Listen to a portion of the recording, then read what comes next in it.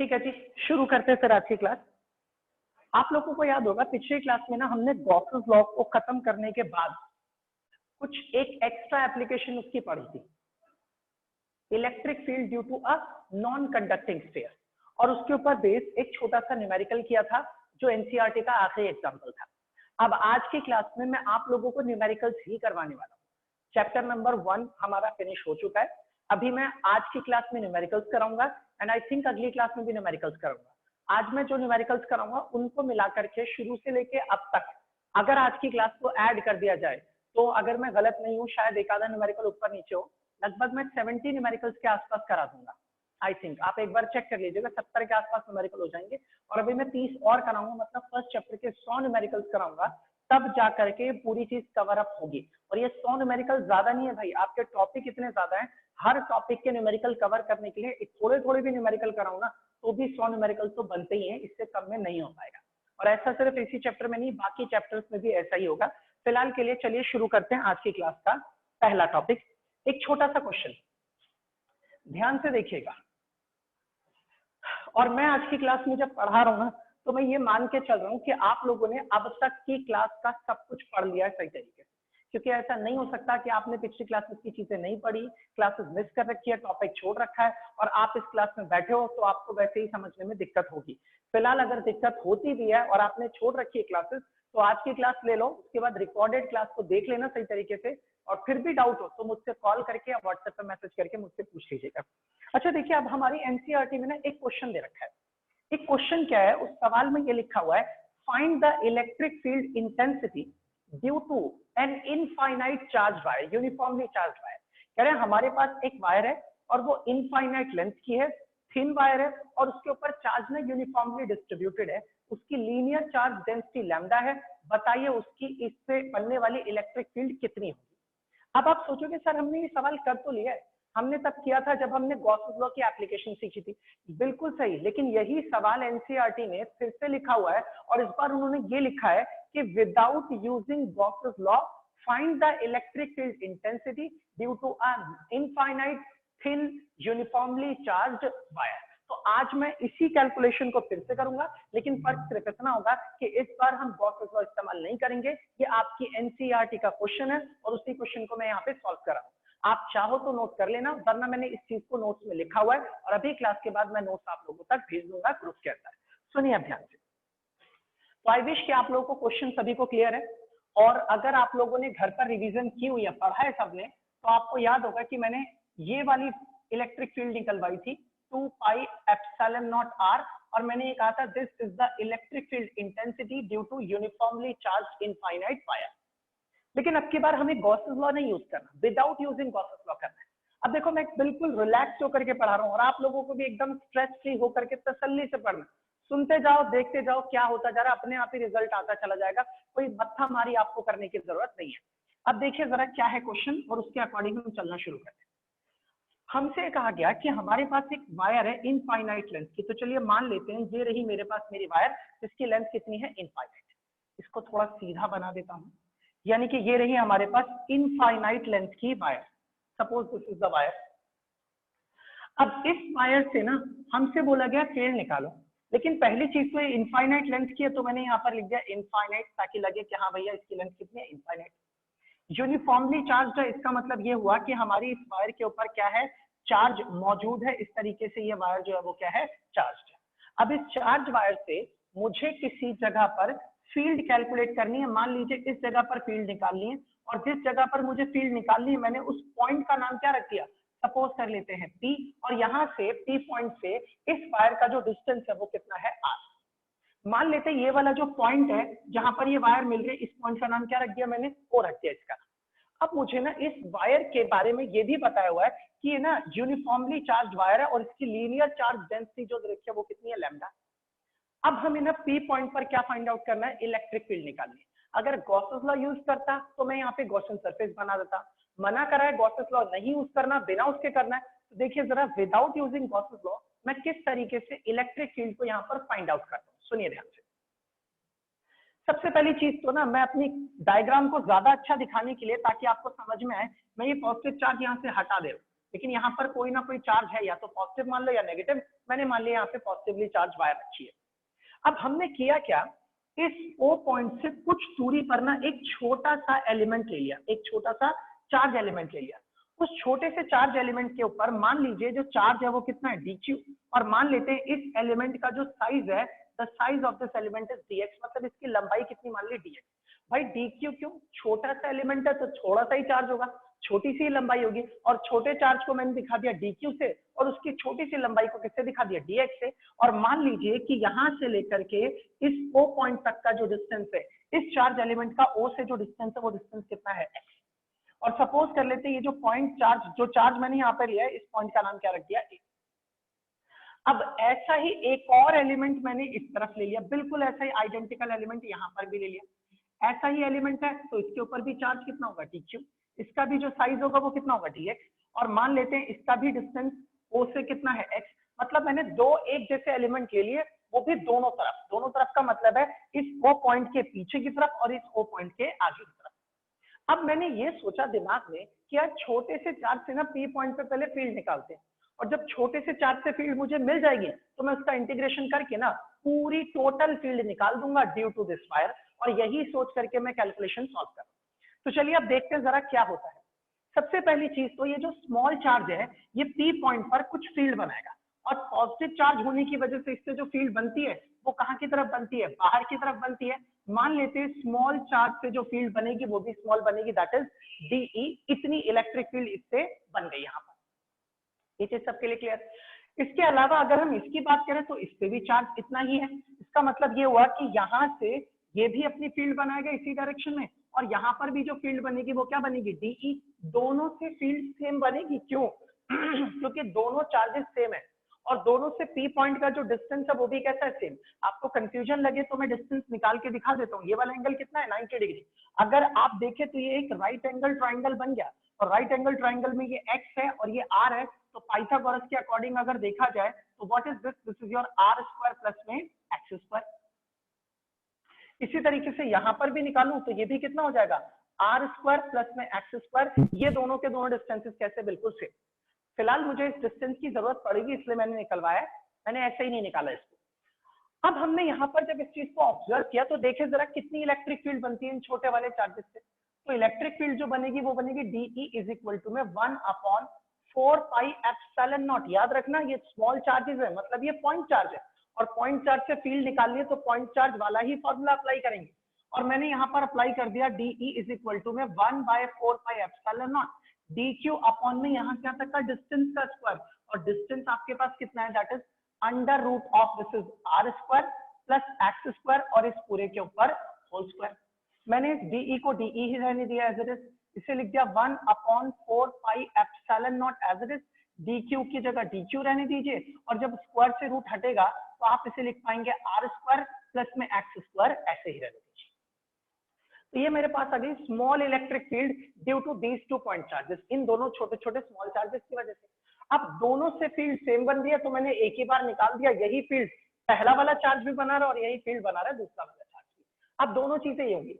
अच्छा, आप लोगों ने एक चीज ये पढ़ी तो है, सभी ने ये चीज पढ़ी है, मैंने आपको बताया था पहले कि लीनियर चार्ज डेंसिटी जो होती है वो एक्चुअल में होता क्या, वो होता है DQ अपॉन में DH, मतलब चार्ज पर यूनिट लेंथ।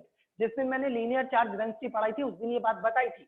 आप इसके नीचे रखिए 1 और क्रॉस मल्टीप्लाई करेंगे तो DQ को 1 से करेंगे तो DQ इज इक्वल टू कितना हो जाएगा, लैम्डा इंटू में DX आ जाएगा। मैं इस DQ को हटा देता हूं और यहाँ लिख देता हूँ लैम्डा इंटू में DX, मतलब ये मेरे पास इलेक्ट्रिक फील्ड मिल गई ड्यू टू दिस चार्ज। अब देखो इस P पॉइंट के ऊपर ना दो फील्ड बन रही है, एक इस वाले चार्ज की वजह से और एक इस वाले चार्ज की वजह से। मैंने क्या किया, मैंने मान लिया ये वाला जो एंगल है वो कितना है, थीटा, तो ये वाला एंगल भी कितना होगा, थीटा ही होगा, दोनों के दोनों एंगल सेम बनेंगे।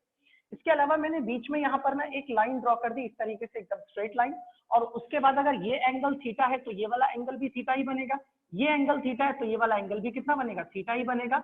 इस लाइन को थोड़ा सा और बढ़ा देते हैं और यहाँ लिख देता हूँ दैट इज DE। अब आप देख सकते हैं ये जो दोनों के दोनों DE है ना, आप इसके दो कंपोनेंट तोड़ सकते हैं।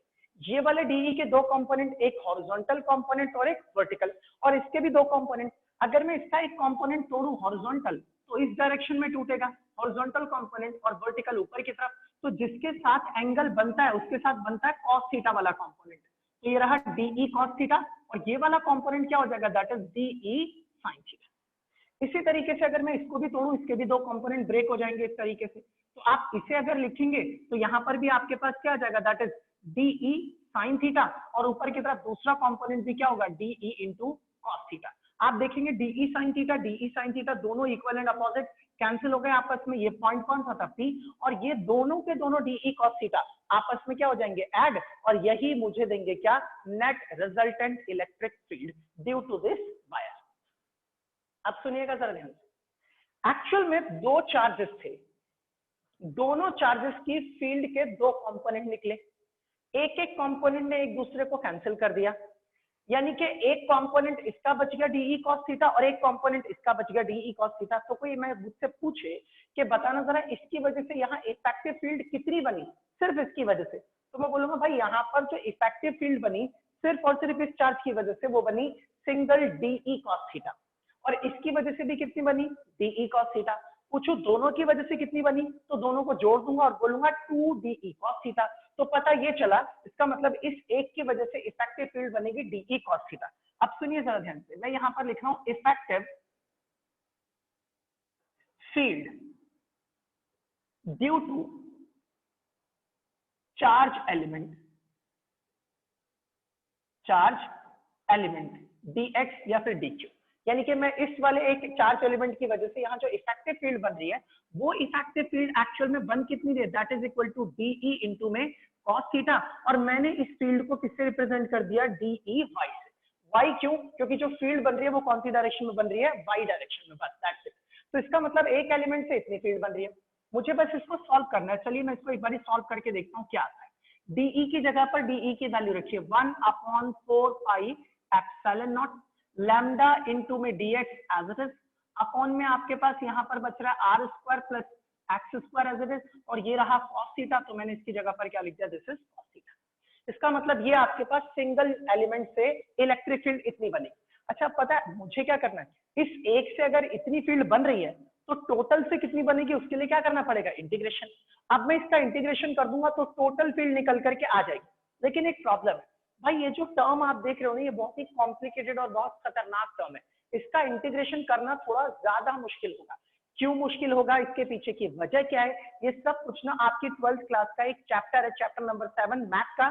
जब आप मैथ पढ़ोगे तो वहां पर आपको और अच्छे से पता चलेगा इंटीग्रेशन के रूल्स, बेसिक वजह, रीजन, सब कुछ। फिलहाल यहाँ जो थोड़ा बहुत आपका जानने का है वो मैं आपको बता रहा हूँ, सुनिए। जब हम यहाँ पर इंटीग्रेशन करेंगे ना, तो इंटीग्रेशन करने का मतलब क्या होता है, मतलब होता है सभी छोटी छोटी चीजों को आपस में ऐड करना, ऐड करके सबकी टोटल इफेक्टिव वैल्यू को कैलकुलेट करना, यही मतलब है इंटीग्रेशन का मतलब, सबको टोटल करना, इंटीग्रेट करना, इकट्ठा ला। तो मैंने ये सोचा यार इस छोटे से एलिमेंट से छोटी सी फील्ड बनी डीई कॉस थीटा, मुझे यहां से लेकर के यहां तक अगर देखना पड़े तो मैं बोलूंगा ऐसे छोटे छोटे तो पता नहीं कितने सारे एलिमेंट होंगे। इसका मतलब मुझे सारे एलिमेंट की फील्ड निकाल करके जोड़नी पड़ेगी, और सारे एलिमेंट की फील्ड निकाल के अगर जोड़नी है तो जोड़ने का सबसे अच्छा तरीका क्या है, इंटीग्रेशन। तो इंटीग्रेशन करेगा क्या, यहाँ का एक एलिमेंट उठाएगा, उसकी फील्ड निकालेगा, उससे जोड़ेगा, फिर अगला एलिमेंट उठाएगा, उसकी फील्ड निकालेगा, फिर उससे जोड़ेगा, फिर अगला एलिमेंट उठाएगा, उसकी फील्ड निकालेगा और उससे जोड़ेगा, और यहां से जोड़ते जोड़ते यहां तक के सारे एलिमेंट को लेगा और सबकी फील्ड निकाल के जोड़ देगा और आपको टोटल रिजल्ट दे देगा। तभी तो हम लिमिट लिखते हैं कि यहां से लेकर के यहां तक का इंटीग्रेशन करना है, लोअर लिमिट, और ऊपर क्या लिखते हैं, अपर लिमिट। अब यहां पर मैं एक बात सुना, अगर इंटीग्रेशन करें हम लोग और इंटीग्रेशन करने के लिए यहां से लेके यहां तक के सारे एलिमेंट को मुझे जोड़ना पड़े, तो पहले अगर मैं यही एलिमेंट यहां पर लेता, इस जगह ले लूं, इस जगह पर ये एलिमेंट लूं, तो अगर ये एलिमेंट यहां पर होगा तो आपका एक्स भी यहां से यहां तक नहीं होगा, तब आपका एक्स भी कहां से कहां तक होगा, यहां तक। और उस टाइम पर ये वाली लाइन जो मैंने यहाँ मिलाई हुई है वो वाली लाइन तब मेरी यहाँ पर आकर के मिलती, उस टाइम पर ये आपका एंगल थीटा नहीं होता, कुछ और एंगल होता, कुछ अलग एंगल बनता। इसका मतलब अगर एलिमेंट यहाँ होता तो एक्स भी अलग होता और थीटा भी अलग होता। फिर अगला एलिमेंट जब जोड़ते तो फिर एक्स बदल जाता और फिर क्या बदल जाता, थीटा बदल जाता। फिर अगला एलिमेंट जोड़ते फिर से एक्स बदलता और फिर से क्या बदल जाता, थीटा बदल जाता। और इस तरीके से आपका थीटा भी बदलता रहता है, एक्स भी बदलता रहता है। मतलब इस एक्सप्रेशन के अंदर ना दो दो वेरिएबल्स नजर आ गए, एक्स भी चेंज होगा और थीटा भी क्या होगा, चेंज। आपको पता है इंटीग्रेशन करने पर ना हम नीचे लोअर लिमिट रखते हैं और अपर लिमिट, और लोअर और अपर लिमिट हम लिखते हैं इस चीज की कि कहां से लेके कहां तक आपको टोटल निकालना है, लेकिन इस टाइम पर जब आप टोटल निकालोगे तो एक्स में भी चेंज आएगा, वाई में भी चेंज आएगा। जब दो दो वेरिएबल चेंज होते हैं ना तो बड़ा मुश्किल हो जाता है कि यार दोनों वेरिएबल को कैसे कंट्रोल करके सवाल को किया जाए। कुछ बातें आप लोगों को नहीं भी समझ में आ रही होगी क्योंकि आपने इंटीग्रेशन नहीं पढ़ा हुआ इतने अच्छे से, लेकिन फिलहाल मेरा कहना सिर्फ इतना है कि मैं अब अपने इस पूरे सवाल को किसी एक सिंगल फॉर्म में चेंज करने वाला हूं। या तो पूरे सवाल में सिर्फ और सिर्फ एक्स लेके आऊंगा, थीटा हटा देता हूं, या फिर पूरे सवाल में सिर्फ और सिर्फ थीटा रहेगा, एक्स हटा दूंगा, ताकि एक वेरिएबल चेंज होगा और उस एक वेरिएबल के हिसाब से इंटीग्रेशन करना ज्यादा आसान होगा। आप परेशान मत होना, ये न्यूमेरिकल इंटीग्रेशन के ऊपर बेस्ड है। इंटीग्रेशन मैथ का 7 चैप्टर है, 12th क्लास का। आप जब पढ़ोगे तो आपको ये चीज बहुत ही इजीली समझ में आ जाएगी। फिलहाल के लिए देखो जरा, अब मैं करने वाला क्या हूं, इस एक्स को यहां से हटा रहा हूं। अब जो कर रहा हूं वो प्योर मैथमेटिक्स है। कैसे हटेगा ये एक्स, देखिए जरा, मैंने ये वाला एक ट्राइंगल ले लिया। कौन सा? This triangle is P O A. तो यहां पर मैंने एक ट्राइंगल लिया, that is in right triangle P O A. एक बार इस ट्राइंगल में से tan थीटा निकालिए जरा, कितना आता है। तो आप बोलोगे सर अगर ये एंगल थीटा है, if this angle is theta, तो थीटा के सामने वाली साइड क्या है? परपेंडिकुलर, और ये वाली साइड क्या हो गई? बेस। तो tan theta is equal to perpendicular upon base. तो परपेंडिकुलर इज x और बेस कितना है? r। तो tan theta is equal to कितना हो गया? x upon r। यहां से मैंने क्रॉस मल्टीप्लाई किया, इसके नीचे 1 रख के, और क्रॉस मल्टीप्लाई करूंगा तो 1 को x से मल्टीप्लाई किया तो x, और r को tan थीटा से मल्टीप्लाई किया तो यहाँ पर मेरे पास कितना हो गया? That is r tan theta. आप देख सकते हो मैंने x की जगह पर वैल्यू निकाल दी उसकी, और अब की बार x की जगह पर क्या आ जाएगा? थीटा। लेकिन अभी ऊपर वाला x भी तो चेंज करना है, लेकिन यहाँ x नहीं है, यहाँ पर क्या लिखा हुआ है? dx। तो अब मुझे यहाँ से dx की वैल्यू निकालनी है। आई थिंक आप लोगों ने सभी ने मैथ में ना डेरिवेटिव पढ़ लिया होगा 11th क्लास में, मैं उसका यूज करने वाला हूं। अब देखिए, एज जैसा कि हमें x दे ही रखा था, तो मैंने इसके अंदर सोचा दोनों साइड पर डेरिवेटिव कर देता हूँ dx बाई डी थीटा। इधर भी डेरिवेटिव कर दिया d बाई डी थीटा, और यहाँ पर लिख दिया r इंटू में tan of theta. r constant है तो वो बाहर आ जाएगा, और सभी ने 11th क्लास में मैथ में पढ़ा होगा कि tan थीटा का जो डेरिवेटिव होता है वो क्या होता है? sec square theta.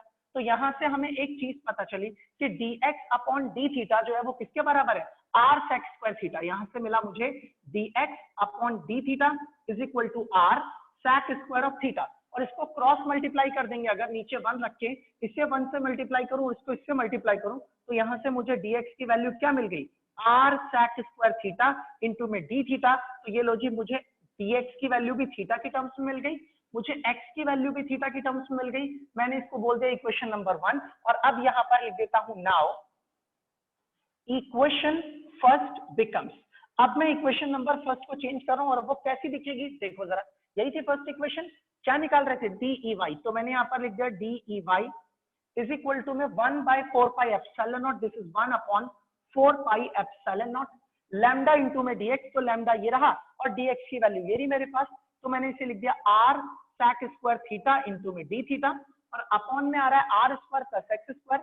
तो r स्क्वायर की जगह r square, and what is your x? x की वैल्यू ये रही आपके पास, तो आप लिखेंगे r tan थीटा का whole square as it is, और यहाँ पर इंटू में क्या है? cos theta. तो ये मैंने क्या लिख दिया? This is cos theta. अब आप चेक कर लो, कहीं पर भी x नहीं बचा, सिर्फ और सिर्फ हर जगह पर क्या दिख रहा है? थीटा दिख रहा है। अब इसको थोड़ा सा सिंप्लीफाई करते हैं और देखते हैं क्या हो पाता है इसका answer. 1 bye 4 pi epsilon naught, ऊपर की तरफ बच गया लैम्डा इंटू में r, and that is sec square theta into में डी थीटा, और अपॉन में थोड़ा ध्यान से देखना, यहां पर ना r tan थीटा का स्क्वायर है, इसका मतलब ये स्क्वायर r से भी आ जाएगा और यही स्क्वायर tan पे भी आ जाएगा। तो ये बन जाएगा r square tan square theta, r square, और इसमें भी r स्क्वायर, मैंने r का स्क्वायर ले लिया कॉमन, और r स्क्वायर कॉमन लूंगा तो यहाँ बचेगा 1 प्लस tan स्क्वायर थीटा, और बाकी का जो बचेगा that is cos theta as it is. अच्छा, 1 प्लस tan स्क्वायर थीटा कितना होता है? sec स्क्वायर थीटा, और ऊपर भी क्या लिखा है? sec square theta. तो sec स्क्वायर थीटा से sec स्क्वायर थीटा कैंसिल हो गया, और मेरे पास यहाँ पर क्या बचेगा? 1 bye 4 pi epsilon naught as it is. यहाँ आ गया मेरे पास एक r से एक r कैंसिल हो गया, लैम्डा, और इंटू में यहाँ पर क्या हो जाएगा? That is cos theta and this is d theta. इससे ज्यादा बेटर है कि मैं इस चीज को ऐसे लिख दूं, लैम्डा यहाँ पर आ जाएगा और इस जगह लिखूंगा cos थीटा इंटू में d थीटा। तो ये मेरे पास क्या निकल के आ रहा है? That is d E y. इसका मतलब अब मैंने इसको सॉल्व करके बिल्कुल सिंपल सा बना दिया। अब इसमें खाली एक ही वेरिएबल है, और वो वेरिएबल कौन है? थीटा। अब इसका इंटीग्रेशन बड़ा आसान होगा, बस इसका इंटीग्रेशन करूंगा, रिजल्ट आप लोगों के सामने आराम से आ जाएगा। तो अब देखिए सर अपॉन में आर रह गया। ओके ओके हाँ, तो मैं इस चीज को ऐसे लिख देता हूँ, that is 4 pi r epsilon naught, 4 pi epsilon naught r. बस अब हम इसका इंटीग्रेशन करते हैं और देखते हैं इसका रिजल्ट कैसे आ जाता है। ओके भाई, ऐसा है ना, थोड़ी सी ना जगह की ना मुझे कमी पड़ गई है, या चलो मैं करता हूँ, देखता हूँ हो जाएगा, नहीं होगा तो मैं इसको मिटा के दोबारा करूंगा। ओके, अब सुनो, ध्यान देना जरा, मुझे यहाँ से कैलकुलेट करनी है नेट फील्ड। ओके, नहीं आप एक काम कीजिए, पहले इसका स्क्रीनशॉट ले लो, मुझे जगह थोड़ी कम पड़ जाएगी, नहीं तो स्क्रीनशॉट ले लीजिए पहले इसका। बाकी इसको मैंने नोट्स में लिखा हुआ है, वहां पर तो आपको पूरा ही मिल जाएगा, लेकिन फिर भी मुझे अब ये ऊपर वाला हिस्सा मिटाना पड़ेगा, इससे काम करना पड़ेगा।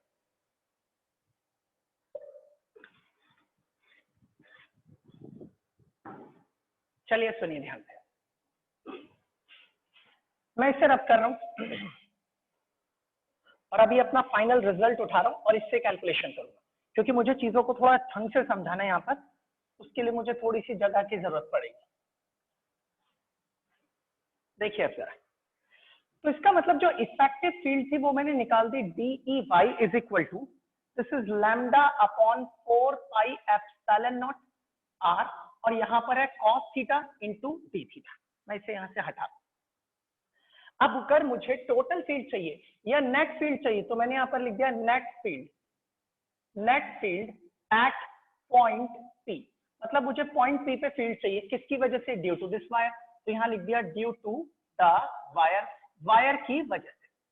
तो नेट फील्ड निकालने के लिए आप सभी को पता है कि मुझे क्या करना पड़ेगा, इंटीग्रेशन, तो मैंने इस तरीके से इंटीग्रेशन कर दिया, किस चीज का, इसका, lambda upon 4 pi epsilon naught into में r, and this is cos of theta and this is D theta.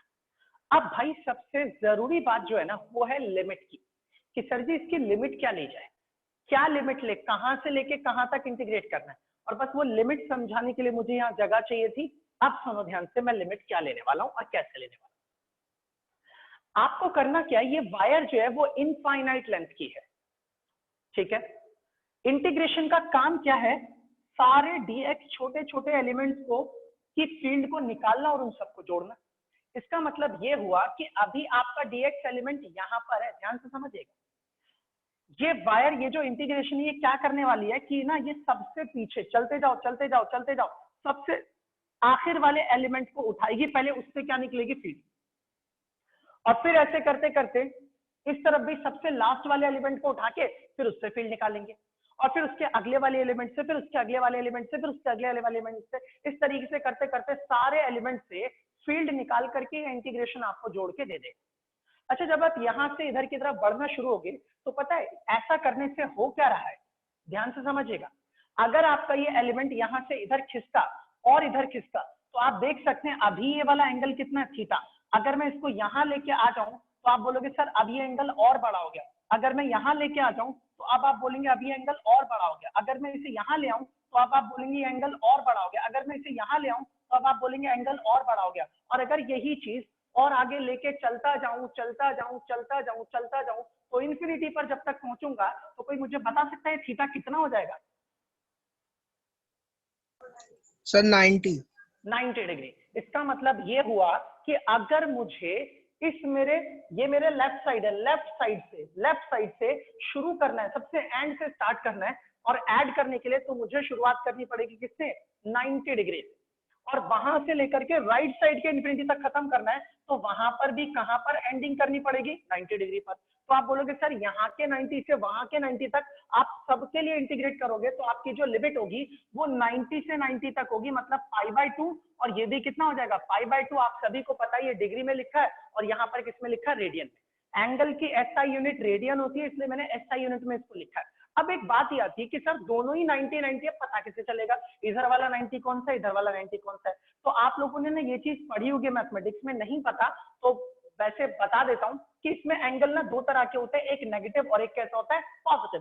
तो यहाँ पीछे से जो हम स्टार्ट कर रहे हैं ना, उसे बोलेंगे -90, और आगे तक जहां खत्म करेंगे उसे हम लोग क्या बोलेंगे, +90। मतलब मुझे इसका इंटीग्रेशन -π/2 से लेकर के कहां तक करना होगा, प्लस के π/2 तक। बस यही चीज मुझे समझानी थी। अब बस कैलकुलेशन करो और फील्ड आपके सामने आ जाएगी।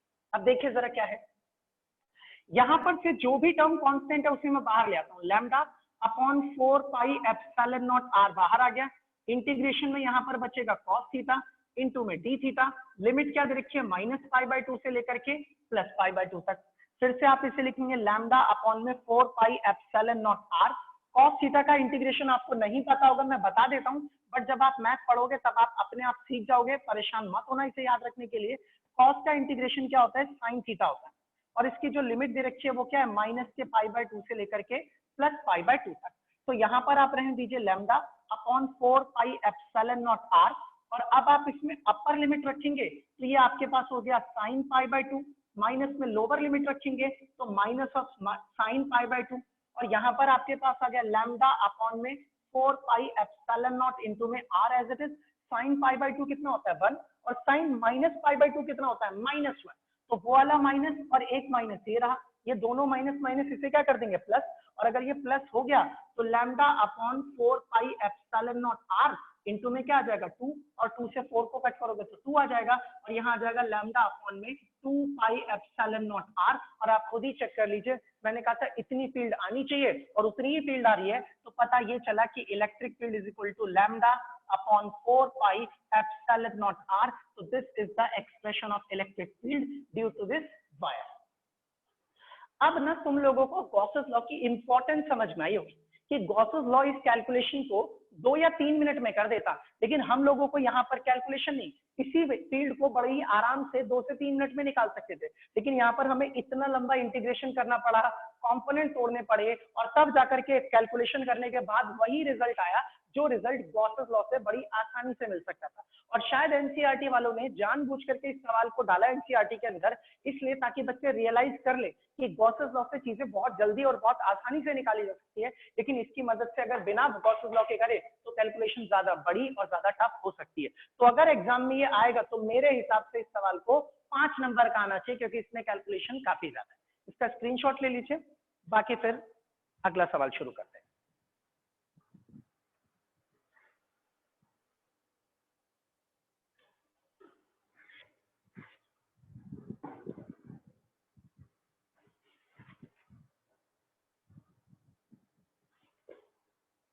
ठीक है जी, मैं इसे अब रब कर रहा हूं। तो ये आपका एक सवाल हो गया सच।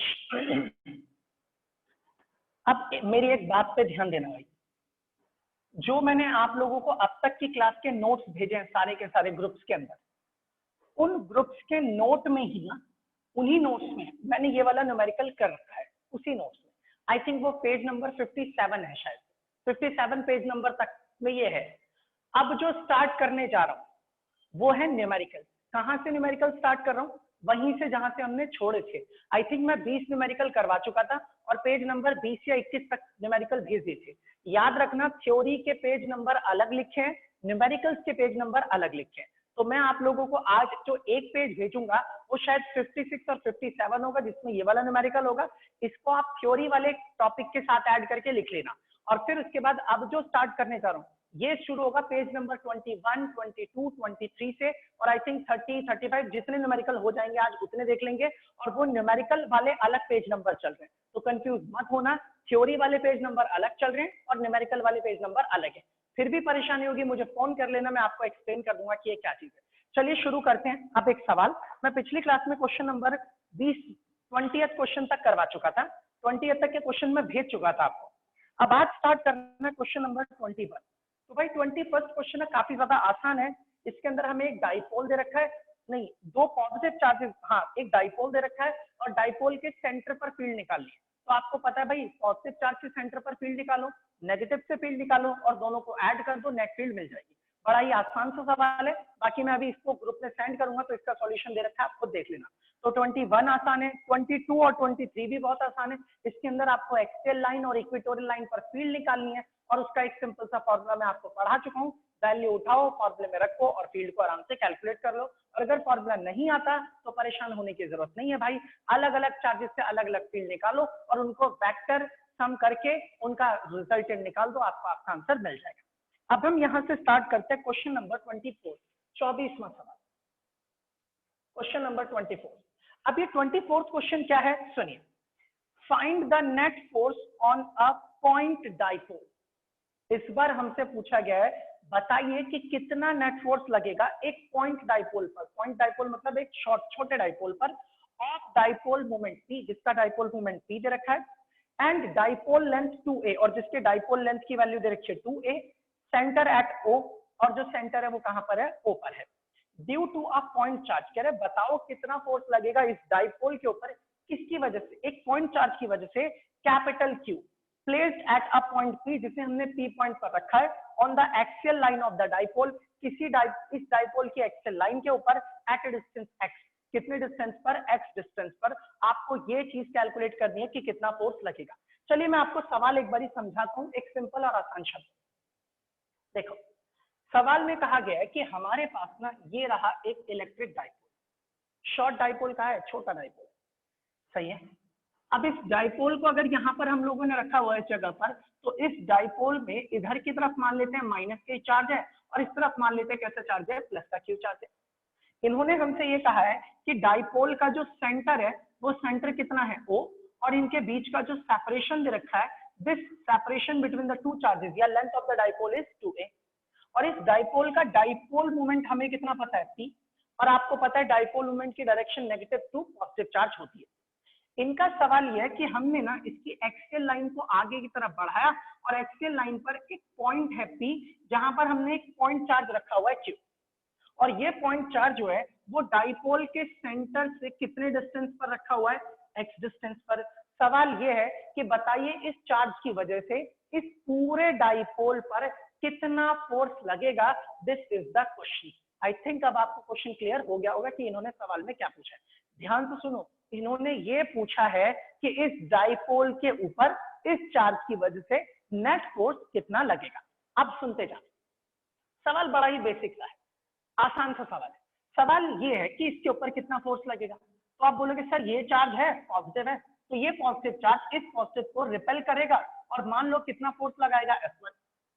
अब ये चार्ज पॉजिटिव है, ये नेगेटिव है, तो ये पॉजिटिव चार्ज इस नेगेटिव को अट्रैक्ट करेगा, और ये इस तरफ कितना फोर्स लगाएगा, F2।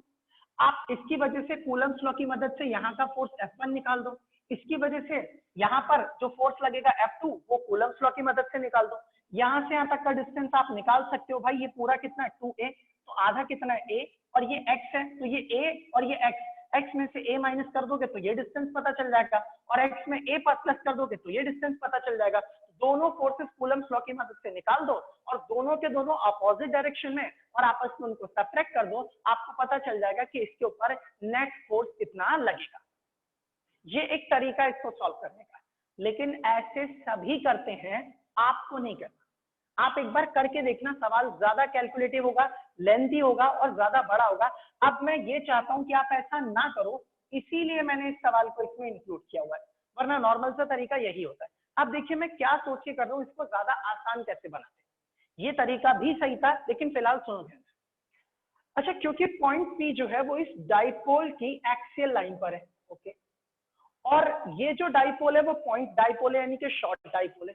और आप सभी को पता है कि डाइपोल के एक्सियल पॉइंट पर डाइपोल से जो फील्ड बनती है वो कितनी बनती है, 1/4πε0, दैट इज 2p अपॉन में r क्यूब। किसके लिए बोल रहा हूँ, शॉर्ट पॉइंट डाइपोल के लिए। मैंने अपनी मर्जी से पॉइंट डाइपोल नहीं लिया, सवाल में लिखा है पॉइंट डाइपोल, तो उससे इतनी फील्ड बनती है। इसका मतलब ये हुआ इस P पॉइंट पर इस डाइपोल की वजह से कितनी फील्ड बन रही है, E फील्ड बन रही है पहले से। इलेक्ट्रिक फील्ड कितनी बन रही है, E। अब इस E फील्ड के अंदर आपका एक पॉइंट चार्ज रखा हुआ है, तो अगर कोई आपसे ये बोले कि कितना फोर्स लगेगा इस फील्ड की वजह से, उस पॉइंट चार्ज पे कुछ ना कुछ फोर्स लगेगा, तो अगर मैं यहां पर निकालू क्या, that is force on charge Q at point P, तो कितना फोर्स लगेगा, तो आप बोलोगे जी F इज इक्वल टू में Q इंटू में E, इतना फोर्स लगेगा इस वाले पॉइंट चार्ज के ऊपर। तो अब मुझे Q को Q ही रखना पड़ेगा, और इस E की वैल्यू मेरे सामने ये रखी हुई है, तो मैंने इस E को उठाया और यहाँ रख दिया 1/4πε0, this is 2p upon r का क्यूब हो गया। तो आप इसे सही तरीके से लिखेंगे तो 1/4πε0, दैट इज 2pq अपॉन में r cube as it is, यानी कि ये मेरे पास फोर्स आ गया किसके ऊपर, इस पॉइंट चार्ज के ऊपर, किसकी वजह से, ड्यू टू दिस डाइपोल। अब आप सोचोगे सर आपने कुछ उल्टा नहीं कर दिया, सवाल तो ये पूछा था कि इस चार्ज से इस पर कितना फोर्स लगेगा, और आपने निकाल दिया इसकी वजह से इस पर कितना फोर्स लगेगा। बिल्कुल सही किया है मैंने।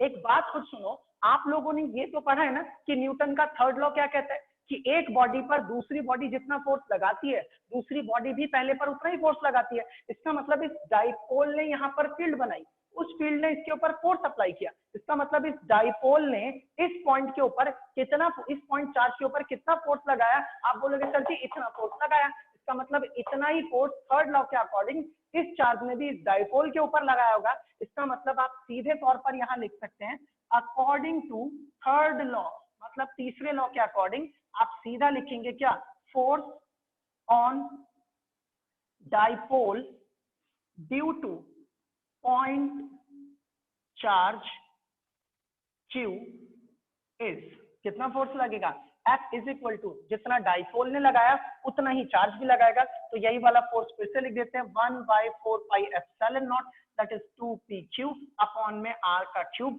तो ये चीज आपके सामने आ गई, और ये आपका एक अलग कंसेप्ट है कि अगर एग्जाम में कभी सवाल आएगा तो ज्यादातर बच्चे स्ट्रेट फॉरवर्ड चलते हैं, वो सोचते हैं इससे फोर्स पूछा है तो इसी से निकालते हैं। आप हमेशा एक काम करोगे, आपको जब भी ऐसा सवाल देंगे तो एक सिस्टम आपको बड़ा मिलेगा, जैसे कि डाइपोल मिल गया, 3-4 चार्जेस मिल गए, रिंग मिल गया, कोई भी चीज दे देंगे, और एक दे देंगे छोटा, और बोलेंगे छोटे वाले चार्ज से बड़े वाले पे कितना फोर्स लग रहा है। तो आप छोटे वाले चार्ज से बड़े वाले हर हिस्से पे फोर्स निकालने से ज्यादा अच्छा है कि बड़े वाले से छोटे वाले पे कितनी फील्ड बन रही है वो पता कर लो, और उस फील्ड की वजह से उस पे कितना फोर्स लग रहा है वो पता कर लो, और फिर नीचे लिख दो कि थर्ड लॉ के अकॉर्डिंग जितना फोर्स बड़े वाले सिस्टम ने लगाया है उतना ही फोर्स छोटा वाला चार्ज भी बड़े वाले सिस्टम के ऊपर लगाएगा। इससे आपकी कैलकुलेशन आसान हो जाएगी और सिंपल हो जाएगी, मगर करते वक्त ये जरूर लिखिएगा according to Newton third law of motion. आप इसका स्क्रीनशॉट ले लीजिए, फिर अगला सवाल देखते हैं। ओके, एक छोटी सी वो गड़बड़ कर दी मैंने। गड़बड़ ये करिए कि मैंने ना डिस्टेंस x लिखा था सवाल के अंदर, और यहाँ गलती से मैंने r ले लिया है, तो आप इस डिस्टेंस को x ही लिख लीजिए। गलती तो कुछ नहीं है बस, लेकिन हाँ सवाल में x बोला था इसलिए यहाँ पर भी x ही लेना चाहिए।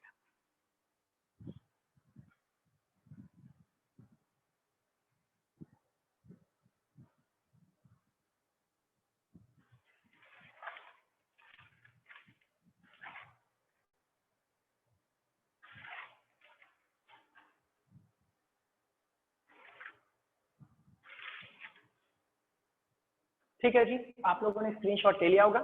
अब हम स्टार्ट करते हैं इसका अगला न्यूमेरिकल, नेक्स्ट क्वेश्चन।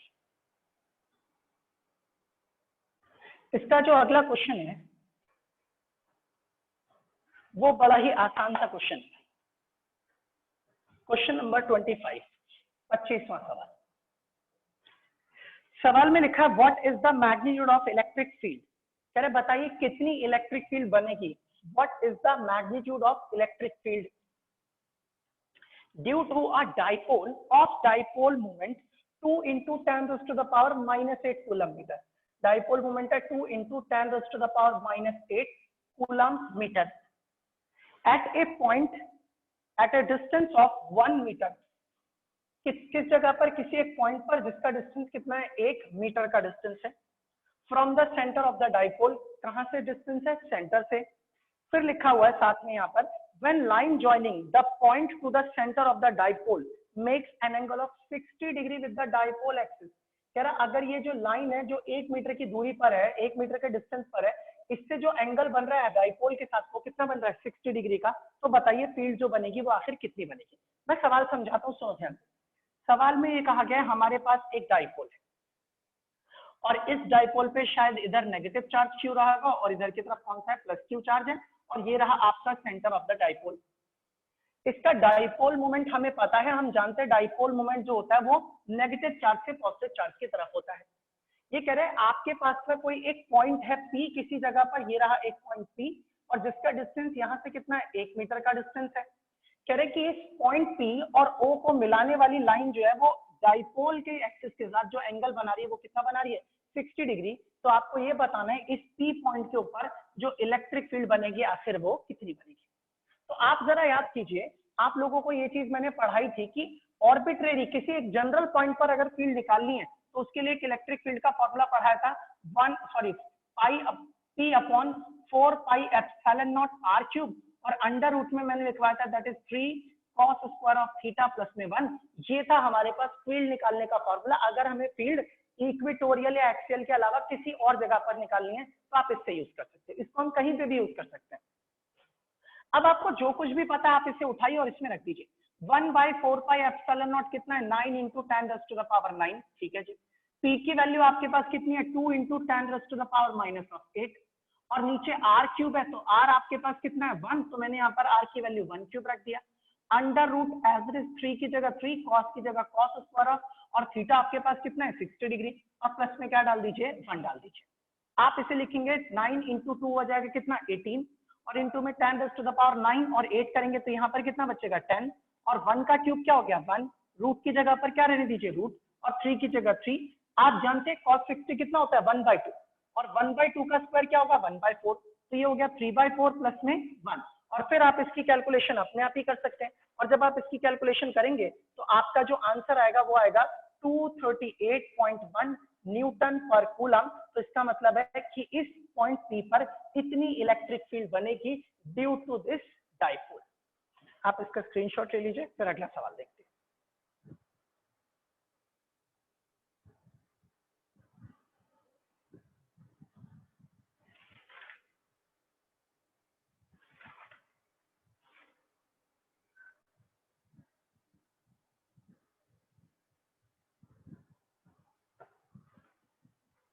ठीक है जी, अब स्टार्ट करते हैं नेक्स्ट क्वेश्चन।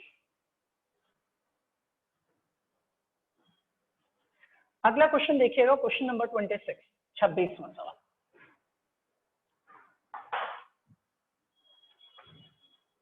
Question number 26। देखिए इस 26 क्वेश्चन में क्या है, इसमें बस बोला गया है फाइंड द इलेक्ट्रिक फील्ड। आपको फील्ड निकालनी as shown in figure at a point P. कह रहे आपको फील्ड निकालनी है किसी एक पॉइंट पी के ऊपर और वो पॉइंट पी हमें फिगर में दे रखा है। कह रहे हमारे पास ये एक रिंग है, यूनिफॉर्मली चार्ज रिंग, ऐसी रिंग जिसका अपना खुद का जो रेडियस है वो रेडियस कितना है कैपिटल आर और इसका जो सेंटर है वो कितना है O1 और यहां से कुछ दूरी पर, इस तरीके से मैं यहाँ पे बना देता हूं, यहां से कुछ दूरी पर एक पॉइंट दे रखा है पॉइंट पी। यहां पर इसकी वजह से कुछ ना कुछ क्या बनेगी फील्ड बनेगी। ये डायग्राम सवाल में गिवन है। इसी तरीके से यहाँ पर नीचे भी एक और रिंग रखी हुई है, ये वाली रिंग भी ऐसे ही बना दी, आइडेंटिकल बिल्कुल सेम ऐसी ही रिंग है जैसी ऊपर है, एकदम exactly same, same charge same radius, सब कुछ बिल्कुल सेम है। रेडियस आर, इस पे भी चार्ज क्यू है, इस पे भी चार्ज क्यू है, इसका सेंटर O1 है, इसका सेंटर है O2। और क्या दे रखा है इन्होंने, यहाँ पर लिखा हुआ है कि यहाँ पर जो आपका डिस्टेंस दे रखा है that is under root of 3r। यहाँ से यहाँ तक का जो डिस्टेंस है दिस इज √3r और यहाँ से यहाँ तक का भी जो डिस्टेंस दे रखा है वो भी कितना है √3r। आपको इस जगह पर बताना है नेट इलेक्ट्रिक फील्ड इंटेंसिटी आखिर कितनी होगी, ये हमारा क्वेश्चन। चलो देखते हैं कैसे निकलेगी यहाँ पर इलेक्ट्रिक फील्ड इंटेंसिटी। इसके अलावा और कुछ हमें नहीं दे रखा। ओके, उससे पहले ना मैं आपको बता दूं कि जो इलेक्ट्रिक फील्ड बनती है किसकी वजह से, एक पॉइंट एक रिंग की वजह से, वो कितनी होती है that is equal to QX upon 4 pi epsilon naught bracket A² plus X² raise to the power 3/2। इतनी इलेक्ट्रिक फील्ड बनती है किसकी वजह से, एक रिंग की वजह से। कहां पर, एक्सिस के ऊपर। इसकी डेरिवेशन में आपको पहले करा चुका। अब हम इसका कैलकुलेशन देखते हैं, इसका रिजल्ट कैसे आएगा। सुनना, बिल्कुल ध्यान से देखना, ये बड़ा ही सिंपल सा क्वेश्चन है। आप बोलोगे सर पी पॉइंट पे ये वाली एक्सिस भी फील्ड, ये वाली रिंग भी फील्ड बनाएगी, ये वाली रिंग भी फील्ड बनाएगी। इसके चार्जेस दोनों के दोनों कैसे हैं, पॉजिटिव हैं। ये रहा पॉजिटिव चार्ज और ये भी कैसा है पॉजिटिव। तो इसका मतलब है पहली वाली रिंग से इस डायरेक्शन में फील्ड बनेगी, तो इस डायरेक्शन में जो फील्ड बनेगी मैंने उस फील्ड को क्या नाम दे दिया E1। और इस वाली रिंग से भी जो फील्ड बनेगी वो इस डायरेक्शन में बनेगी। इसका मतलब है इससे जो फील्ड बनने वाली है मैंने उस वाली फील्ड का क्या नाम रख दिया, सपोज दिस इज E2। अब मुझे यहाँ पर दोनों से बनने वाली रिजल्टेंट फील्ड चाहिए, तो मैं जानता हूँ कि रिजल्टेंट फील्ड इस तरीके से जाएगी, ये वाली रिजल्टेंट फील्ड E, मुझे इसी E को क्या करना है, फाइंड आउट करना है। तो ठीक है यार, E तो मैं तब निकालूंगा ना जब मैं E1 और E2 पता कर लूं कि कितना है। तो चलो पहले E1 निकालते हैं, फिर E2 निकालते हैं, फिर उनका रिजल्टेंट निकालेंगे, आंसर आ जाएगा हमारे पास। ये हमारा क्या है, फॉर्मूला है किसके लिए, रिंग की वजह से एक्सिस पर कितनी फील्ड बनती है। तो एक बात मुझे जरा सोच करके बताइएगा कि आप एक चीज ऑब्जर्व कर सकते हैं, दोनों की दोनों रिंग आइडेंटिकल है, दोनों का रेडियस सेम है, दोनों पे चार्ज सेम है, दोनों से पी पॉइंट का डिस्टेंस भी कैसा, बिल्कुल सेम। तो जाहिर सी बात है दोनों से फील्ड भी कैसी बनेगी, सेम। इसलिए मैं दोनों की अलग अलग फील्ड नहीं निकाल रहा, इकट्ठा ही निकाल रहा हूं, यानी कि E1 is equal to E2। और फील्ड निकालने के लिए हम इस वाले फॉर्मूले का इस्तेमाल करेंगे। अब इस फॉर्मूले के अकॉर्डिंग अगर देखा जाए तो यहाँ पर आप लोगों को एक चीज नजर आ रही होगी, वेयर इस जगह पर x क्या है, x वो डिस्टेंस है जहां पर आपको फील्ड निकालनी है। तो x की वैल्यू कितनी दे रखी है, √3r, तो मैंने इसको लिख दिया √3r। यहाँ पर a क्या है, a is the radius of the ring, तो यहाँ पर मुझे a की जो वैल्यू दे रखी है रेडियस ऑफ द रिंग वो कितना है, r। और जो चार्ज हमारे पास दे रखा है, this charge on the ring is capital Q, वो हमें दे ही रखा है। मतलब सब कुछ हमारे पास हमें गिवन है। अब हम एक काम करते हैं, बस इसे अप्लाई करते हैं, इस रिजल्ट के अंदर रखते हैं, फील्ड निकल के आ जाएगी। तो मैंने यहाँ से निकाला E1 और E2 दोनों ही सेम है। अब सबसे पहले Q की जगह पर आप रहने दीजिए Q। X की वैल्यू आपके पास कितनी है, √3r, तो मैंने लिख दिया √3r, दैट इज x। और नीचे की तरफ है 4 pi epsilon naught, that is 4 pi epsilon naught a square plus x square. What is your a, a is equal to में r स्क्वायर। और what is your x, x की value आपके पास कितनी है, √3r square as it is. और इस पूरे के ऊपर जो पावर दे रखी है वो कितनी है, 3/2। मैंने कुछ भी अलग या अनोखा नहीं किया, सिर्फ और सिर्फ जो जो वैल्यूज थी वो सारी की सारी फील्ड के अंदर ले जाकर के डाल दी। अब यहाँ के बाद से इसको कैलकुलेट करना स्टार्ट करते हैं।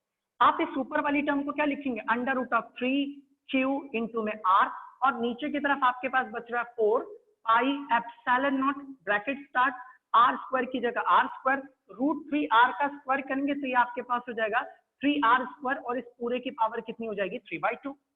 नेक्स्ट स्टेप में मैंने इसको लिख दिया √3qr एज इट इज। नीचे की तरफ आप लिखेंगे 4 पाई एप्सिलॉन नॉट, और यहाँ पर 1r स्क्वायर और 3r स्क्वायर जोड़ करके कितने हो गए, 4r स्क्वायर, और इसकी पावर कितनी हो जाएगी, 3/2। नेक्स्ट स्टेप में आप लिख सकते हैं √3q इंटू में r, अपॉन में आपके पास आ जाएगा 4 पाई एप्सिलॉन नॉट। अब हमें इसे सॉल्व करना है, थोड़ा ध्यान से देखिएगा।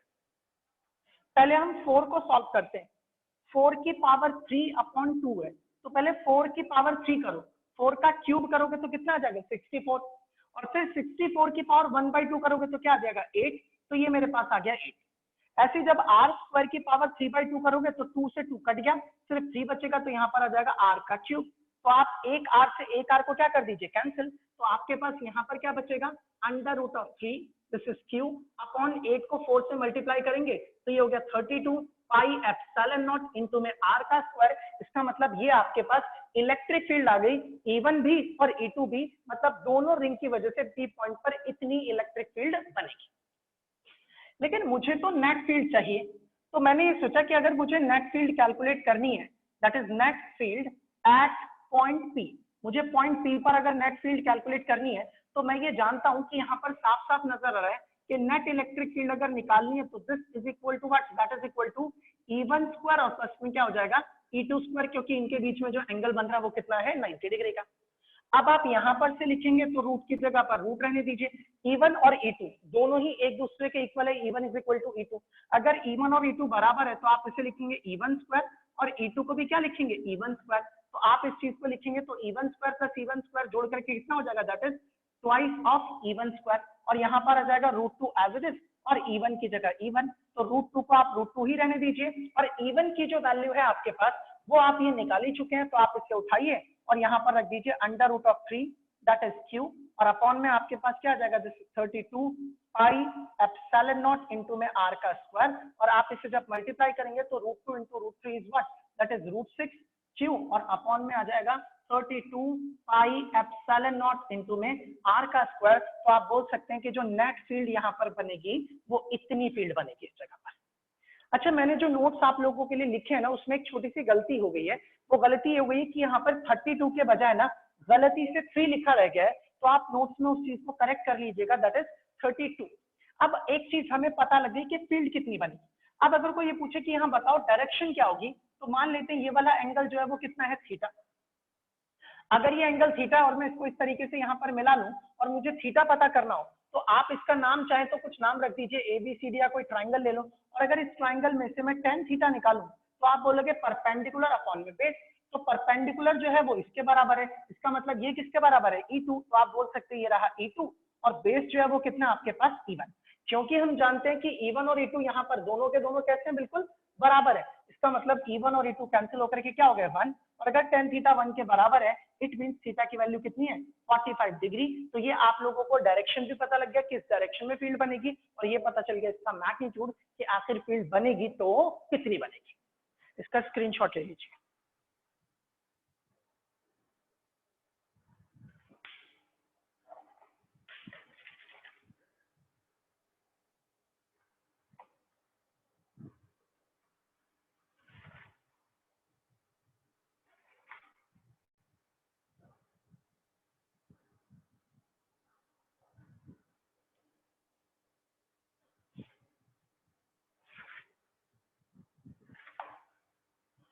ठीक है जी, अब नेक्स्ट क्वेश्चन देखते हैं, इससे मैं रब करूं। ओके, इसके बाद जो क्वेश्चन नंबर 27 है ना, वो 27th क्वेश्चन इसके ऊपर बेस्ड है, सेम टू सेम इसके जैसा ही है। इसके जैसा मतलब रिंग से रिलेटेड ही क्वेश्चन है और थोड़ा अलग है, इससे फोर्स निकालने के लिए बोला गया उसके अंदर, और पुराने किसी एक सवाल का कंसेप्ट उसमें यूज होगा। आप एक बार अपने आप ट्राई करना, नहीं होगा तो सॉल्यूशन है आप उसमें देखिएगा, और फिर भी नहीं होगा तो नेक्स्ट क्लास में मैं आप लोगों के साथ उसे डिस्कस कर दूंगा। फिलहाल के लिए अब हम एक अगला सवाल देखते हैं, सुनिए ध्यान से। अब हमारे पास आता है क्वेश्चन नंबर 28। 27 मैंने छोड़ दिया, आप इसे खुद कीजिएगा, आसान क्वेश्चन है। 28 क्वेश्चन में 3 पार्ट लिखे, एक एक करके हमें सभी पार्टों का जवाब देना। पहले तो सवाल सुनिए क्या लिखा है। An electric dipole with dipole moment, यानी कि एक इलेक्ट्रिक डाइपोल है जिसका डाइपोल मोमेंट है P is equal to 4 into 10⁻⁹ coulomb metre. An electric dipole with dipole moment 4 into 10⁻⁹ coulomb metre is aligned, aligned मतलब झुका हुआ है, at 30 degree with the direction of uniform electric field. कितने angle पर झुका हुआ है? 30 डिग्री के एंगल पर, मतलब 30 डिग्री एंगल दे रखा है विद फील्ड ऑफ मैग्नीट्यूड, और उस फील्ड के मैग्नीट्यूड की वैल्यू दे रखी है, उस फील्ड का मैग्नीट्यूड है 5 into 10⁻⁴ न्यूटन पर कूलम। मतलब इनका कहना यह है कि ये हमारे पास ना एक यूनिफॉर्म इलेक्ट्रिक फील्ड है, और इस यूनिफॉर्म फील्ड में एक डाइपोल इस तरीके से रखा हुआ है, यहाँ नेगेटिव है, यहाँ पर कैसा चार्ज है? पॉजिटिव। तो ये वाला जो एंगल बन रहा है वो कितना बन रहा है? 30 डिग्री, ऐसा हमें सवाल में दिया गया। सवाल नंबर 1, पहला सवाल, question number A, what is the net force on the dipole? तो बताएगा भाई कोई नेट फोर्स कितना, कैसे निकालूं यहाँ पे? 0, बिल्कुल सही। मतलब इस बार आपको कोई कैलकुलेशन नहीं करनी, आपको याद होना चाहिए कि net force on the dipole electric field के अंदर अगर फील्ड यूनिफॉर्म है तो वो हमेशा ही कितना होगा? 0 होगा। और यही है, न्यूमेरिकल ऐसे ही देते हैं। जो बच्चे कंसेप्चुअली नहीं पढ़ते वो सोचते हैं कि मैं फोर्स कैसे निकालूं, तो नेट फोर्स इज 0। दूसरा सवाल है, calculate the magnitude of the torque acting on the dipole. Number 2, दूसरे क्वेश्चन में बोला हुआ है कि कितना टॉर्क लगेगा डाइपोल पर।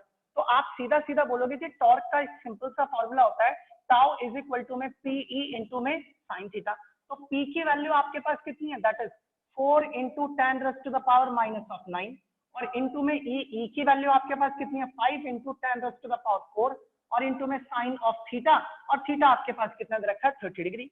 आप इसे लिखिए 5 into 4 करेंगे तो ये क्या हो जाएगा? 20। 10⁻⁹ और 10⁻⁴ लिखेंगे तो 10⁻⁻5, और साइन 30 कितना होता है? 1/2। इसे एज इट इज रहने दीजिए। 2 से इसको कट करेंगे तो ये कितना हो जाएगा? 10। आप देखेंगे 10 into 10⁻⁻5, तो दिस इज 10⁻⁴, और ये है टॉर्क, और टॉर्क की जो यूनिट होती है वो होती है न्यूटन मीटर। तो ये हमारे पास इसकी वैल्यू आ गई। कई लोगों को न्यूटन मीटर इसकी यूनिट याद नहीं रहती, तो एक बात याद रखना भाई, टॉर्क का फॉर्मूला होता है फोर्स इंटू परपेंडिकुलर डिस्टेंस। तो फोर्स की यूनिट न्यूटन और डिस्टेंस की यूनिट क्या होगी? मीटर। इसलिए टॉर्क की जो यूनिट होती है ऐसा unit that is newton metre. एक और तीसरा सवाल पूछा हुआ इसमें, पार्ट नंबर ए हो गया, बी हो गया, और अब हम बात करते हैं पार्ट नंबर सी की। इसमें हमसे पूछा है find the maximum and minimum torque on the dipole. कह रहा बताइए मैक्सिमम टॉर्क कितना लगेगा और मिनिमम टॉर्क कितना लगेगा। तो आप लोगों को पता है कि टॉर्क जो होगा that is torque is maximum. Torque तब मैक्सिमम होता है, कब मैक्सिमम होता है कोई बताएगा? 90 डिग्री। बिल्कुल 90 डिग्री पर। Theta is equal to 90 degree. आपको ये बात याद होनी चाहिए, जब मैंने थ्योरी पढ़ाई थी तो मैंने कहा था अगर मैक्सिमम लिख दिया तो थीटा खुद ही लेना पड़ेगा, और इस टाइम पर टॉर्क मैक्सिमम होगा तो यहाँ लिख दिया टाउ मैक्स, यानी कि maximum torque is PE into में this is PE and this is sine, और थीटा की वैल्यू लिखूंगा 90 degree. What is your P? P आपके सामने ये रहा 4 into 10 raised to the power -9. What is your E? E ये रहा आपके सामने 5 into 10 raised to the power 4 और sin 90 की वैल्यू आपको पता ही है कितनी है 1.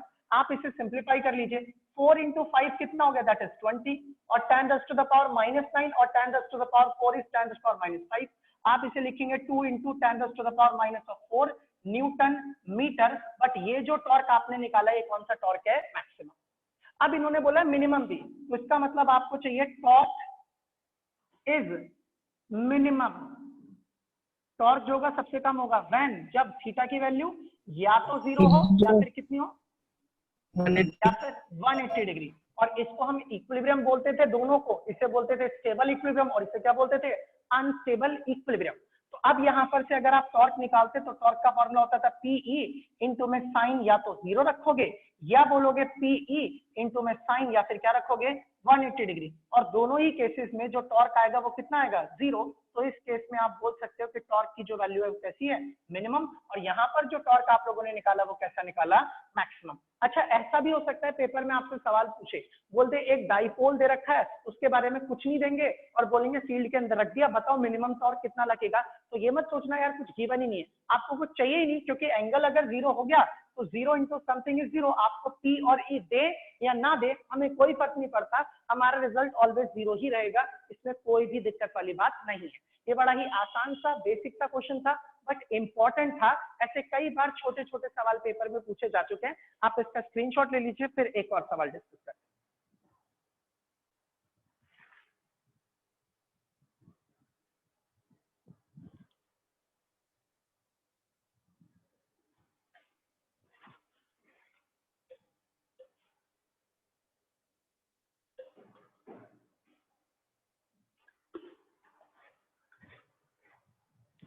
ठीक है जी, इसी के जैसा क्वेश्चन नंबर 29 है, आप उसे खुद करना. बड़ा ही आसान सा क्वेश्चन है 29, अपने आप सॉल्व करेंगे. ये था torque in a uniform electric field. अब मैं आपके सामने एक सवाल करवा रहा हूं जिसमें फील्ड यूनिफॉर्म नहीं होगी, वो होगी नॉन यूनिफॉर्म फील्ड. अगर डाइपोल नॉन यूनिफॉर्म फील्ड में होता है तो उसके ऊपर नेट फोर्स 0 नहीं लगता. अब की बार यही कुछ सवाल है. अब सुनिए जरा क्या है ये सवाल. ये क्वेश्चन काफी इंपॉर्टेंट है, अच्छे से देखिएगा. कंसेप्चुअली अच्छा सवाल है. क्वेश्चन नंबर 30, 30वां सवाल. सवाल में लिखा है 29 आप खुद ही करेंगे. In a certain region of space, कह रहा है स्पेस के किसी एक सर्टेन जगह पर किसी एक रीजन में electric field is along the Z direction through out. कह रहे जो इलेक्ट्रिक फील्ड है वो जेड डायरेक्शन है. चलो एक बात समझिए ध्यान से. मान लीजिए ये आप लोगों का एक ग्राफ बना देता हूं इस तरीके से. यहाँ पर एक एक्सिस हो गया एक्स एक्सिस. सपोज कर लीजिए this is your Y axis and this is your Z axis. और ये कहा गया कि इलेक्ट्रिक फील्ड जो है वो कौन सी डायरेक्शन में? जेड डायरेक्शन में. तो मैंने फील्ड को जेड डायरेक्शन में दिखा दिया and this is the origin O axis. अब देखिए जितना लिखा है मैं उतना ही कर रहा हूं बस. The magnitude of electric field is however not constant. कह रहा फील्ड का मैग्नीट्यूड कांस्टेंट नहीं है, हर जगह फील्ड एक जैसी नहीं है, कहीं कम है कहीं पर ज्यादा है, अलग अलग है. Not constant but increase uniformly, मगर बढ़ रही है. कैसे? Increase uniformly along the positive direction at the rate of 10 raised to the power 5 Newton पर कूलम पर मीटर. सुनिए ध्यान से. कह रहे जो फील्ड है वो यूनिफॉर्मली इंक्रीज कर रही है in the direction of Z axis. मतलब इस डायरेक्शन में फील्ड इंक्रीज करती जा रही है. इट मींस कि यहाँ फील्ड कम और ऊपर ज्यादा और ऊपर ज्यादा और ऊपर ज्यादा और ऊपर ज्यादा. और कैसे इंक्रीज कर रही है? तो इसका रेट भी दे रखा है इंक्रीज करने का, और वो रेट दे रखा है 10 raised to the power 5 Newton पर कूलम पर मीटर. ये इसका रेट दे रखा है. इसका क्या मतलब है? इसका मतलब है कि न्यूटन पर कूलम तो यूनिट हो गई फील्ड की, मतलब ये इतना हिस्सा तो फील्ड हो गया. ये कह रहे हैं हर मीटर बढ़ने पर ना इतनी फील्ड बढ़ जाती है. इसका मतलब है 10 raised to the power 5 Newton पर कूलम इतनी इलेक्ट्रिक फील्ड बढ़ जाती है जब आप 1 मीटर आगे जाते हो. तो ये बोल रहे हैं इतने न्यूटन पर कूलम पर मीटर, हर मीटर पर. तो इसका मतलब ये हमें दे रखा है rate of increase of electric field. तो आप चाहें तो यहां पर दे सकते हो rate of increase of field. Field का रेट ऑफ इंक्रीज दे रखा है, और ये जो रेट ऑफ इंक्रीज है ये हमें यहां पर दे रखा है. अब मैं इसको थोड़ा लिखने वाला हूं कैसे, सुनो. पहले पूरा सवाल पढ़ते हैं फिर क्या लिखा है। What are the force and torque experience by the system having, कह रहे बताओ एक सिस्टम पे कितना टॉर्क लगेगा और कितना फोर्स लगेगा, कौन सा सिस्टम है, हैविंग टोटल डाइपोल मोमेंट। आप देखो सिस्टम का नाम नहीं बताया, बस बोल दिया जिसका डाइपोल मोमेंट इतना है। तो भाई डाइपोल मोमेंट तो डाइपोल का होता है, इसका मतलब वो सिस्टम कौन है, dipole. Having dipole moment equal to 10⁻⁻⁷। कह रहे इसका जो डाइपोल मोमेंट P हमें दे रखा है, दिखेगा ना आप लोगों को, ठीक है, जो P हमें दे रखा है वो कितना है 10⁻⁻⁷ कूलम मीटर, इतना हमें दे रखा है इसका dipole moment in the negative z direction. मतलब डाइपोल मोमेंट की डायरेक्शन जो है वो नेगेटिव z डायरेक्शन, मतलब नीचे की तरफ है। इसका मतलब ये हुआ कि प्लस z डायरेक्शन होता तो इसको पॉजिटिव लेते हैं, नेगेटिव z डायरेक्शन है इसलिए मुझे इसे मजबूरन क्या लेना पड़ेगा, नेगेटिव, क्योंकि यहाँ डाइपोल मोमेंट की डायरेक्शन नेगेटिव दे रखी है। बस अब हमें ये दे रखा है।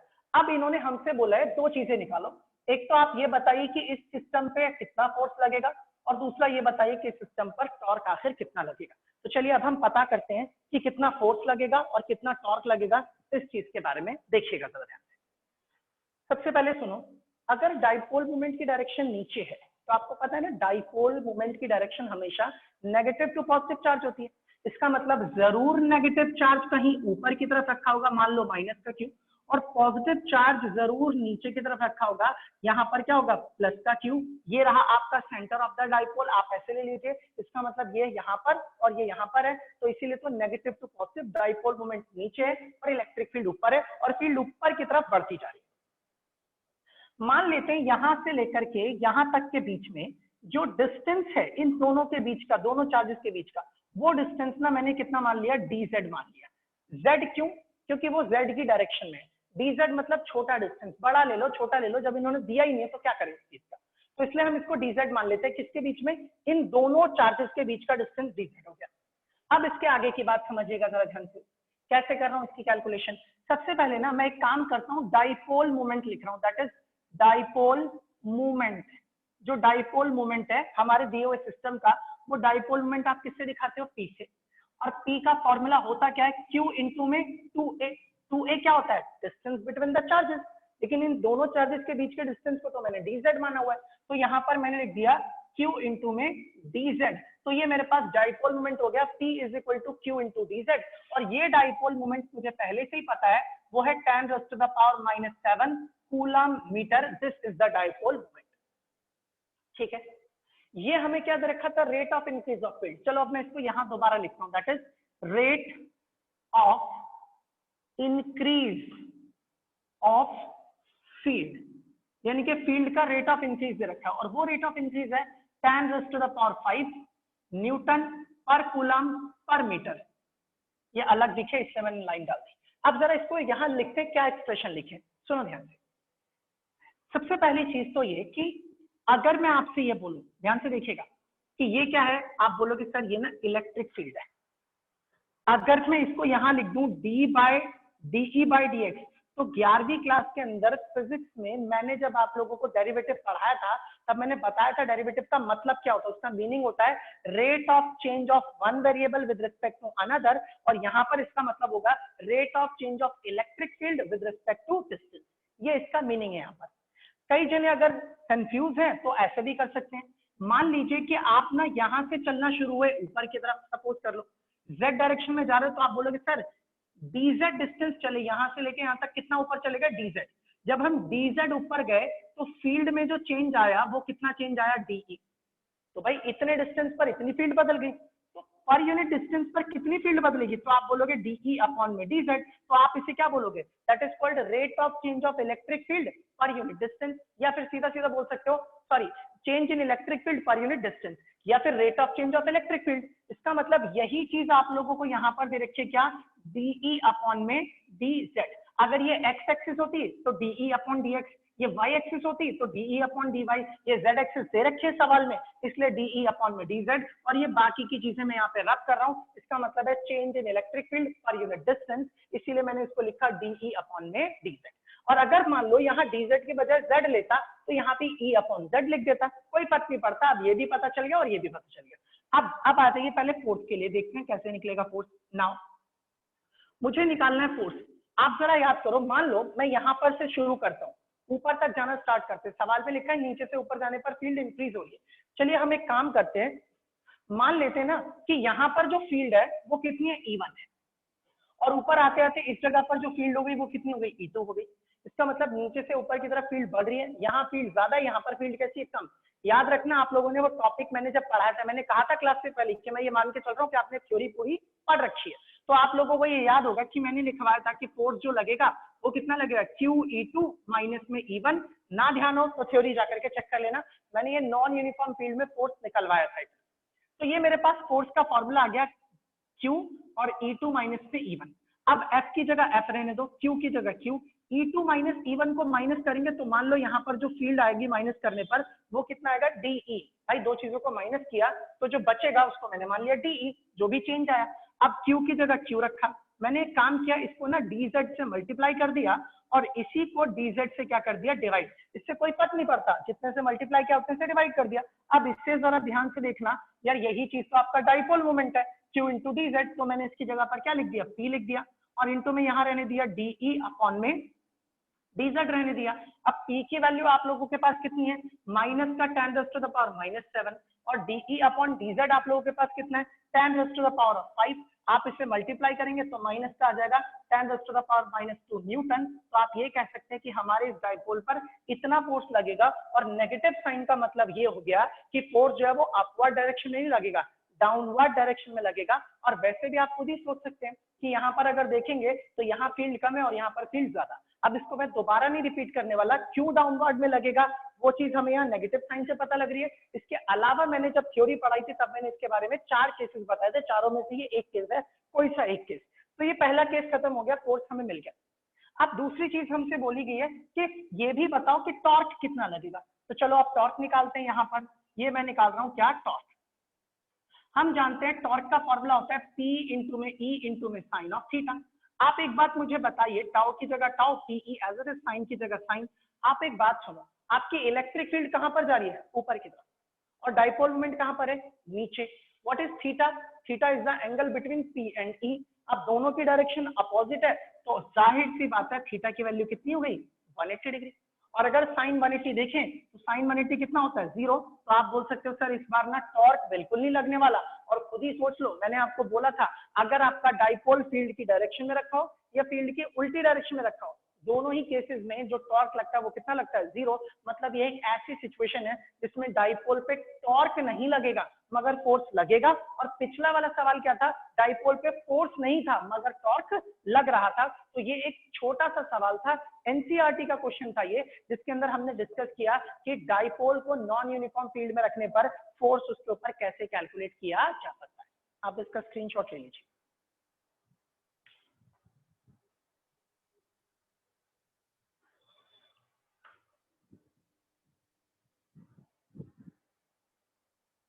ठीक है भाई, तो आज के लिए जो न्यूमेरिकल्स थे वो इतने ही काफी हैं।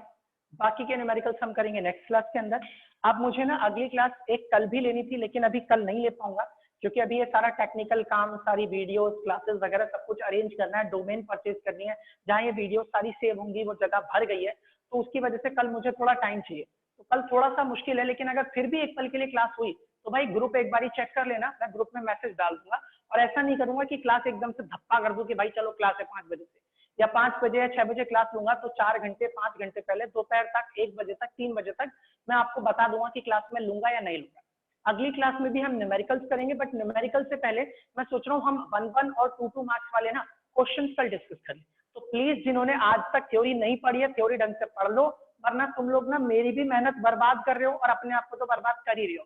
मैं बहुत तरीके से सवालों को ढूंढ ढूंढ करके कलेक्ट करके बहुत अच्छे वे में उनको सही से लिख करके आप लोगों तक पहुंचा रहा हूँ। और आप लोग अगर चाहते हो कि आपके अच्छे नंबर आए तो ढंग से करना। आज के न्यूमेरिकल्स जितने मैंने करा दिए यहाँ तक के, टोटल शुरू से लेके अब तक के इस चैप्टर के 70 न्यूमेरिकल्स हो गए। 1-2 ऊपर नीचे हुए होंगे, इससे ज्यादा ही हुए क्योंकि मैंने अभी थ्योरी वाले न्यूमेरिकल्स काउंट नहीं किए, सिर्फ अलग से न्यूमेरिकल की क्लासेस के न्यूमेरिकल्स देखे। तो 70 न्यूमेरिकल हो चुके हैं और लगभग 30 के आसपास न्यूमेरिकल अभी और करवा लें टॉपिक के साथ। ठीक है, एक चीज। दूसरी बात ये, आप लोगों को ना एनसीईआरटी के क्वेश्चन सॉल्व करने भाई, और बता देता हूं कौन कौन से क्वेश्चन नहीं करने हैं।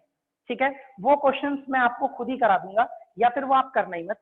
एक तो एनसीईआरटी का क्वेश्चन नंबर ना आप नहीं करोगे 28 आपको नहीं हो पाएगा आपसे। क्वेश्चन नंबर 28 नहीं भी करोगे तो चलेगा, वो मैं खुद ही करवाऊंगा आप लोगों को। और क्वेश्चन नंबर 29 भी नहीं करना आप लोगों को, 29 मत कीजिएगा। 29 के बाद क्वेश्चन नंबर 31 नहीं करना आप लोगों को, 31, और उसके बाद क्वेश्चन नंबर 32 भी नहीं करेंगे आप लोग। और बाकी के क्वेश्चंस आप खुद ट्राई कीजिएगा। और इसके अलावा कुछ क्वेश्चन है जो मैं आपको करवा दूंगा अपने आप ही, 33 में करवाऊंगा, 34 में करवा दूंगा आप लोगों को। और बाकी जितने भी क्वेश्चन है ना, आप ये सारे खुद कर सकते हैं।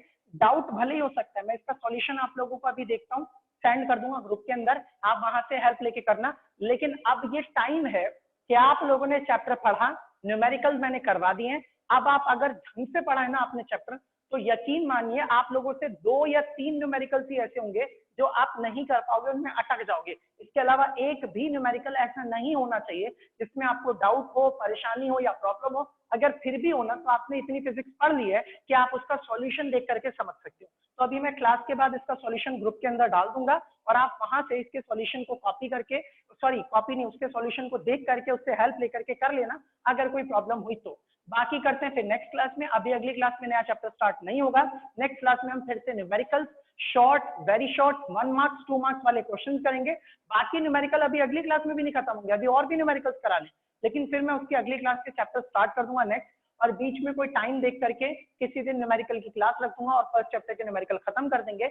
और उसके बाद मंडे को क्लास होगी, अगर कल हुई तो कल न्यूमेरिकल कर लेंगे, नहीं तो मंडे को क्लास होगी न्यूमेरिकल की, और फिर ट्यूसडे से चैप्टर नंबर 2 स्टार्ट करेंगे। किसी को कोई डाउट हो तो पूछ सकता है भाई।